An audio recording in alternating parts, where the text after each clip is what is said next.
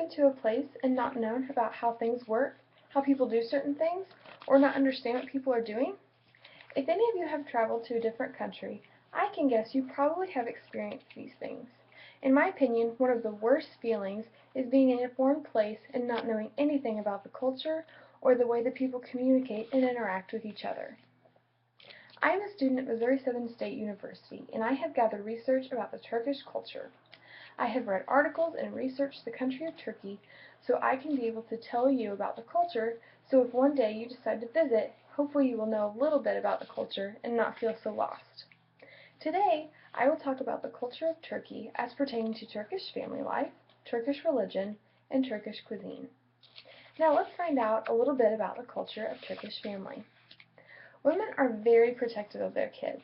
Paul Magnarella, writer of Countries and Their Cultures, says that children sleep in a crib very close to their parents, the mother spoils the children, especially if it is a boy, and the mothers spend a lot of time with the children, teaching them life skills. They also say it is very highly looked upon by the father and the father's parents to have a son, so the women traditionally treat the son very well and spoil them. It is not uncommon to have extended family like grandparents to be living under the same roof. The house of a Turkish family consists of the nuclear family, the parents and the children, and also it is very common to have the mother and father's relatives live with the family as well. Males are the breadwinners and main providers of the family, while women are to be submissive and obey their husbands' orders without question. The article Traditions and Customs in Turkey from traveltofayethy.com says that Turkish homes are characterized as male-dominated, and women and children are subservient to the man of the house. They are not to question the father, and they are to respect him at all times. Now that we know a little bit about Turkish families, let's cover the culture of the Turkish religion. Most Turkish people are Muslim. Paul Magnarella states in his articles Countries and Their Cultures that about 98% of Turkish people are Muslim. There are religious holidays on the Turkish Islamic calendar that are very important in the Turkish culture. Magnarella also states that there are certain events on the Turkish calendar, the Ramadan, that hold special significance and are very important among the Turkish citizens. Islamic values are very important among Turkish people because they play a big role in naming the children after birth, circumcision of the males, marriage ceremonies, and funerals.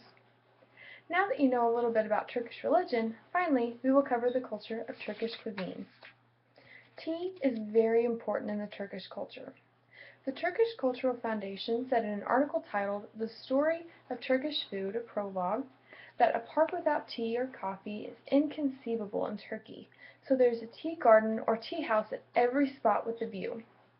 Tea is a very important part of Turkish culture because before business meetings and gatherings, the beginning is designated time to sit and sip tea with the others before the meeting starts. Turkish food mostly consists of vegetables, meat, and bread. Turkish Cultural Foundation also says that the Turks believe that the main ingredient should stay the main ingredient and not be covered up by spices. Therefore, the lamb should taste like lamb, an eggplant should taste like eggplant, etc.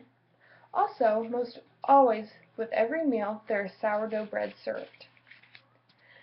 Special meals are prepared for holidays and celebrations. Paul Magnarella says that special dishes are associated with holy days and certain celebrations. There is also a big feast at the end of the Islamic month of fasting when special dishes are prepared for this occasion. In conclusion, you now know about the culture of Turkey, how the families work, about their religion, and about the cuisine. Now, if you ever decide to go to Turkey, hopefully you will know a little bit more about the culture and not feel so lost, and you'll know what people are doing. I hope you can go to Turkey and will know a little bit about what it's like to live the life of a Turk.